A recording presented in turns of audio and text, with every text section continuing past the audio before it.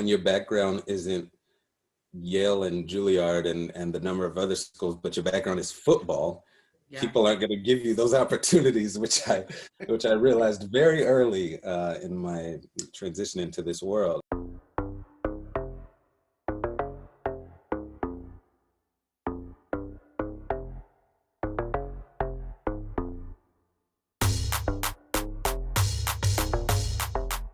Nnamdi Asomugha is always up for a challenge. He most certainly was back when he was an NFL star during his 11-year career, and that same spirit has come in handy as he continues his navigation into the world of Hollywood, both as an actor and as a producer. His latest starring role pairs him with Tessa Thompson in a Black romantic period piece, Sylvie's Love, that feels special. We chat. So I did a film called Crown Heights, which you know about, and I think it was just after Sundance, and I was on an airplane, and one of the director and one of the producers, they saw Crown Heights, and they sent me the script to Sylvie's Love. They said, "We think you would be really great as Robert." And so then I watched it. I read the script on the plane, fell in love with it immediately, and we were off to the races at that point, trying to get the film made, which was a process of its own. But yeah, that's how it came to me. They saw Crown Heights and they said, "We want you in this film." You're a producer on this film as well. How do you decide what films you want to produce? Like, how does that process work for you? I only started producing because I wanted to act. And when your background isn't Yale and Juilliard and the number of other schools, but your background is football, people aren't going to give you those opportunities, which I realized very early in my transition into this world. And so I said, I have to start producing. I have to start creating the work so that people can see that I can do it. What was the moment for you, Nnamdi, that you felt like an actor? I was in an acting class, and I did Othello. I did a scene from Othello in class, and Will Smith was in class that day. He was not taking the acting class. He just came to watch because my acting coach said, "You need to see this guy do Othello." And I was probably a year out of football. I didn't know what I was doing. But I got up there and I did it. And it was one of the craziest experiences that I had ever had. And he came up to me afterwards and he was just like, "You're amazing." And I don't know if it's his familiarity with football and then with me, but he just was like, I could not get up in front of him and perform in that way. And, I was blown away, blah, blah, blah. So it was just one of those moments for me, and talking with him after that and doing that for him and the other 40 people in the class when I had really no experience doing it. It was one of those moments for me that said, oh, okay, I can do this.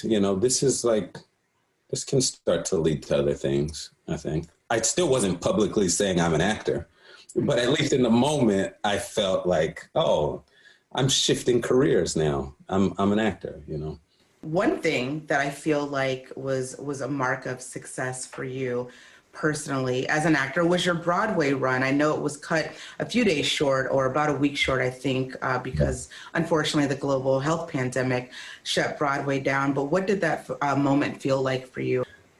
I jumped at that opportunity, when I got the call from our amazing Tony-winning director, Kenny Leon, to be in the role, and then just understanding that this was a role that was originated by Denzel Washington.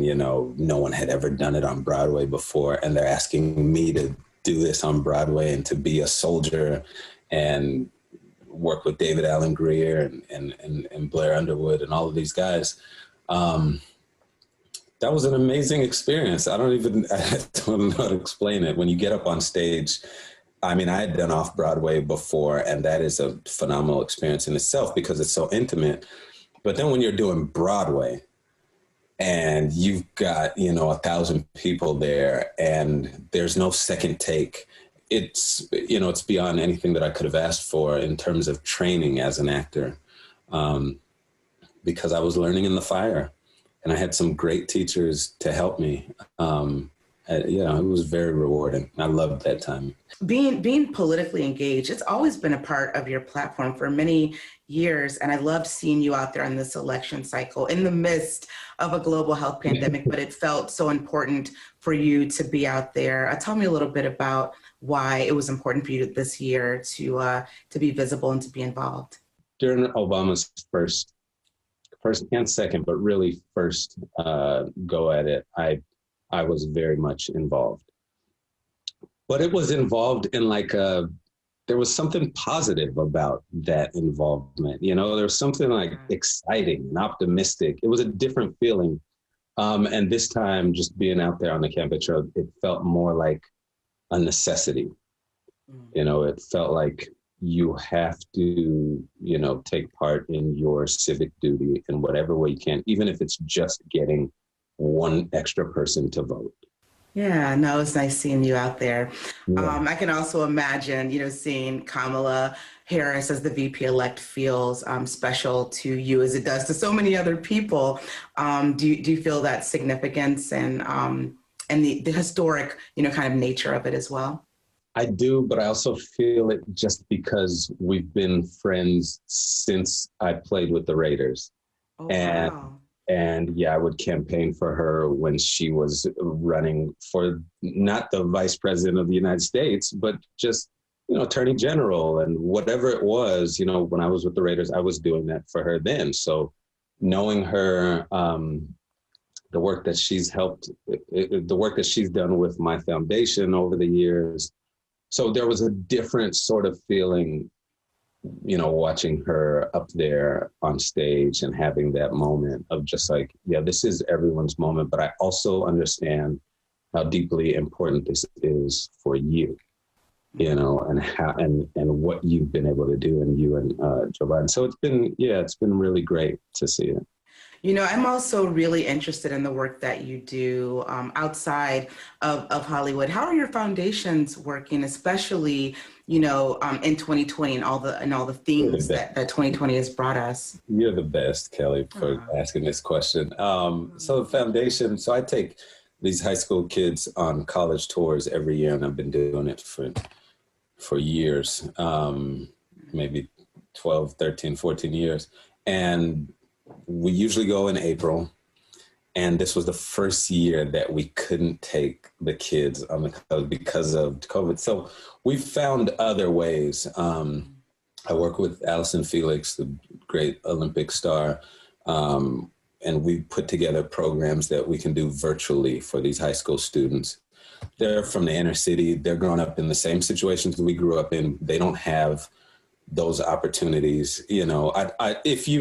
If you're at a certain school, COVID has not changed much. You still have a lot of access. You've got your laptops, you've got your, whatever the school can provide. But then if you're at a school like the ones that we went to growing up, you don't necessarily have those things. So we've been putting together some programs for the high school kids, mainly in California and in Philadelphia, just to keep them encouraged and to keep their eyes still on the prize of furthering their education. You're one of my favorites for a reason. The best, Kelly, really, honestly. Thank you for it. Thank you. You are too, and continued success. I can't wait to see what 2021 brings for you. Thank you. You too.